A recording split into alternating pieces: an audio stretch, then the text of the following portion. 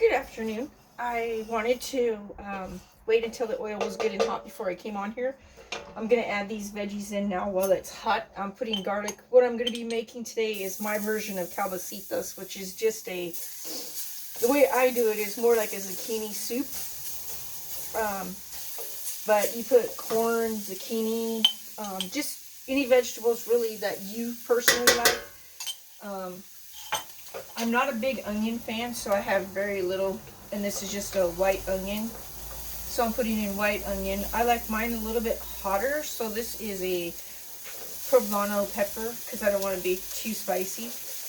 And I'm just going to let those cook for a minute, and then I'm going to throw in zucchini, and then I'll add in, I got some fire roasted tomatoes here. I usually try to get everything without sodium, but this has sodium in it, and I got reduced sodium chicken stock.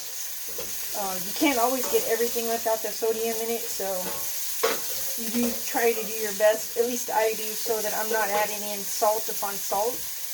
And then I'm going to throw my zucchini in there. It doesn't take very long at all for this to come together. You can also add in some chicken if you want. I'm a meat person, so usually I do like meats in my soup, and I love broth, so I'm going to throw that in there and let it all get in there. Now, I know I haven't put any salt in yet, so let me put just a dash of salt on the veggies, and then I have some fresh thyme from my window as well. I'm going to just throw that in there. And let's do a little bit of salt. Not too much, because like I say, all the others does have salt in it, and then you can also add as you go. Now I'm going to pour in my chicken stock. And I do like a lot of broth. And I'll also add in, and I saved the juice on this because this is going to be good. These are fire roasted tomatoes. And then I will add the corn at last. See if that's enough broth on there. No, I think I want a little bit more, so I'm going to open up the next box of broth to add that in. Shake it up here, and again, this is low sodium chicken stock, but that doesn't mean that it doesn't have sodium in it, because this right here, I believe it has, this one has more than that does. This has 550 milligrams per cup. So I'm going to taste this broth here in a minute and see what it tastes like. You can also add water if you want to make sure that you're not getting too much salt if you are trying to watch your sodium. And I absolutely love this oregano. It has a better flavor to me. I have this that I buy, but it's just too ground and fine. I prefer this, and I just give it a good roll in between my hands to open that up, throw that in there. And then, last but not least, is going to be our corn. Now, other people at the very end, they make less broth, and they add in mozzarella cheese when you serve it. That's okay, however you want to do it. This is the way I personally, because I love broth.